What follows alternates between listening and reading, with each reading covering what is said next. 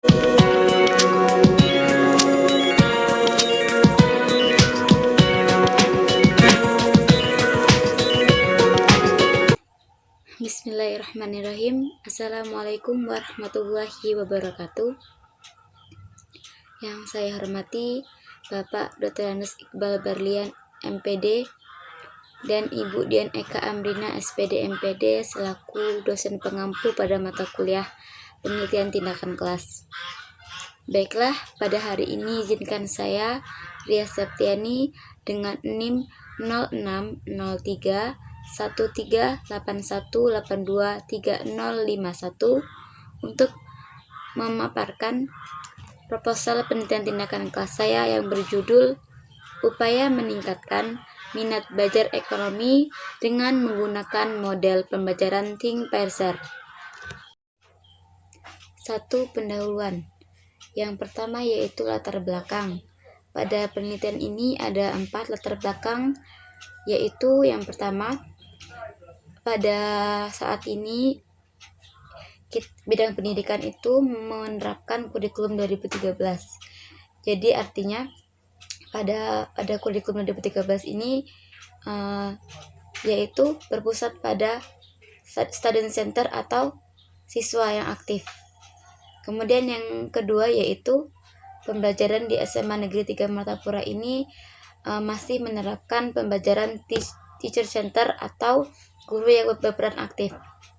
Kemudian yang ketiga yaitu model pembelajaran ekonomi yang masih kurang variatif dan jarang melibatkan siswa. Kemudian yang keempat atau yang terakhir yaitu minat belajar siswa yang masih rendah. Yang kedua yaitu identifikasi masalah. Saya mengambil 3, yaitu yang pertama, minat belajar siswa masih kurang. Yang kedua yaitu model pembelajaran yang digunakan dominan menggunakan metode ceramah. Yang ketiga yaitu pada saat jam pelajaran berlangsung masih banyak atau masih ada siswa yang bermain-main atau tidak mendengarkan pembelajaran yang dijelaskan oleh guru. Yang ketiga yaitu pembatasan masalah. Berdasarkan identifikasi masalah, peneliti perlu membatasi masalah pada peningkatan minat belajar ekonomi peserta didik kelas 10 IPS 1 SMA Negeri 3 Martapura tahun pelajaran 2021-2022 dengan menggunakan model pembelajaran Think Parser. Kemudian yang keempat yaitu rumusan masalah, yaitu apakah dengan menerapkan model pembelajaran Think Parser dapat meningkatkan minat belajar siswa pada mata pelajaran ekonomi di kelas 10 IPS 1 SMA Negeri 3 Martapura semester genap tahun pelajaran 2021-2022. Yang kelima yaitu tujuan penelitian. Sesuai dengan rumusan masalah yang telah dipaparkan, maka tujuan penelitian ini adalah untuk mengetahui pengaruh model pembelajaran Think Parser dalam meningkatkan minat belajar siswa pada mata pelajaran ekonomi. Kemudian yang keenam yaitu manfaat penelitian. Ada 2, yaitu yang pertama itu manfaat teoritis, yaitu penelitian ini diharapkan dapat memberikan gambaran tentang penerapan model pembelajaran Think Parser dalam meningkatkan minat belajar siswa. Yang kedua yaitu manfaat secara praktis, yaitu untuk siswa dalam penerapan ini dapat membantu siswa agar lebih aktif lagi dalam pembelajaran dan meningkatkan minat belajar pada mata pelajaran ekonomi. Yang kedua itu bagi guru, yaitu dapat digunakan sebagai referensi mengetahui minat belajar siswa pada mata pelajaran ekonomi, serta mengurangi dominasi guru dalam kelas. Yang ketiga yaitu bagi peneliti. Penelitian ini bisa digunakan sebagai dasar berpikir secara ilmiah, kreatif, dan inovatif. Selain itu, bisa digunakan sebagai sarana untuk menyesuaikan antara teori-teori yang dikaji dengan keadaan di lingkungan sekolah. Kemudian yang kedua yaitu tinjauan pustaka. Yang pertama itu yaitu minat belajar. Pengertian minat belajar sendiri yaitu menurut secara keseluruhannya atau kesimpulannya itu dapat diartikan sebagai rasa suka atau ketertarikan siswa terhadap pelajaran sehingga mendorong siswa untuk menguasai pengetahuan dan pengalaman. Hal tersebut dapat ditunjukkan melalui partisipasi dan keaktifan dalam mencari pengetahuan dan pengalaman tersebut. Yang kedua yaitu model pembelajaran Think Parser. Pembelajaran Think Parser ini adalah metode belajar yang didesain untuk siswa agar mereka bisa terdorong ke dalam alur interaksi dan komunikasi. Nah, Think Parser ini awal mulanya dikenalkan oleh Frank Lehman yang bertujuan agar diskusi mempunyai berbagai macam variasi yang tidak monoton dan bisa berkembang menjadi lebih aktif lagi. Kemudian ada langkah-langkah dalam pembelajaran Think Parser ini, yaitu yang pertama itu berpikir atau thinking. Pada langkah pertama ini, guru mengajukan pertanyaan atau isu yang terkait dengan pelajaran dan siswa diberi waktu untuk memikirkan pertanyaan secara mandiri. Kemudian langkah yang kedua yaitu berpasangan atau pairing. Pada langkah kedua ini, guru meminta para siswa untuk berpasangan dan mendiskusikan mengenai apa yang telah dipikirkan. Interaksi selama langkah ini dapat menghasilkan jawaban bersama jika suatu pernyataan telah diajukan atau penyampaian ide bersama telah diidentifikasi. Kemudian langkah yang ketiga atau yang terakhir yaitu berbagi atau sharing. Pada langkah terakhir ini, guru meminta pasang-pasangan tersebut untuk berbagi atau bekerja sama dengan kelas secara keseluruhan mengenai apa yang telah mereka bicarakan atau yang telah mereka dapatkan.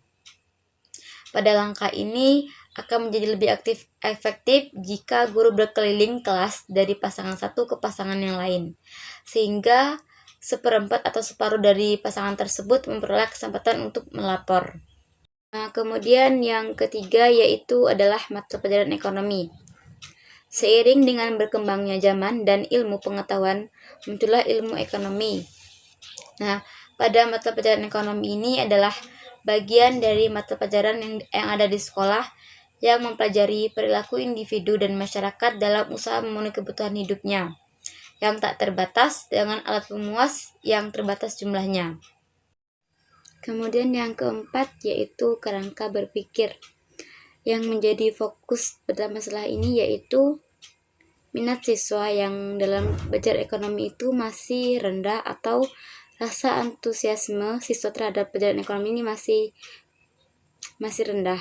Akibatnya, minat ini dapat dikategorikan sebagai masalah yang masih klasik atau diantaranya karena metode yang digunakan itu masih kurang variatif dan jarang melibatkan siswa dalam menyelesaikan masalah. Kemudian yang kelima yaitu hipotesis tindakan. Hipotesis tindakan dalam penelitian ini adalah dengan menggunakan model pembelajaran Think Parser dapat meningkatkan minat belajar peserta didik dalam mata pelajaran ekonomi di kelas 10 IPS 1 SMA Negeri 3 Martapura semester genap tahun pelajaran 2021-2022. 3. Yaitu metode penelitian. Yang pertama, metode penelitian. Penelitian ini menggunakan metode penelitian tindakan kelas. Menurut Mill, hari 2014 menyebutkan bahwa penelitian tindakan kelas ini merupakan penyelidikan yang sistematik yang dilakukan oleh guru kepala sekolah untuk mengetahui praktik dalam pembelajarannya. Kemudian yang kedua yaitu subjek dan objek penelitian. Yang keempat yaitu model penelitian. Dalam penelitian tindakan kelas ini, peneliti menggunakan model Kemis dan Matthew-Taggart, dan pada model ini yaitu merupakan pengembangan dari konsep dasar yang diperkenalkan oleh Kurzlewin. Kemudian, dalam siklus itu terdapat 4 komponen. Yang pertama yaitu perencanaan atau plan, yang kedua yaitu tindakan atau acting, Yang ketiga yaitu pengamatan atau observing. Yang keempat yaitu refleksi atau reflection. Teknik pengumpulan data. Teknik ini yaitu teknik angket. Angket sendiri adalah teknik pengumpulan data yang dilakukan dengan cara memberi seperangkat pertanyaan atau pernyataan tertulis kepada responden untuk dijawab. Instrumen pada penelitian ini adalah lembar angket. Lembar angket ini pada penelitian ini yaitu sebuah format yang digunakan selama observasi dilakukan. Yang terakhir yaitu teknik analisis data. Untuk mengetahui persentase siswa dari angket ini yaitu menggunakan rumus nilai presentasi sama dengan jumlah skor yang diperoleh dibagi dengan skor maksimum dikali 100%. Baiklah, itu yang dapat saya sampaikan. Jika ada kata salah saya mohon maaf dan saya ucapkan terima kasih. Wassalamualaikum warahmatullahi wabarakatuh.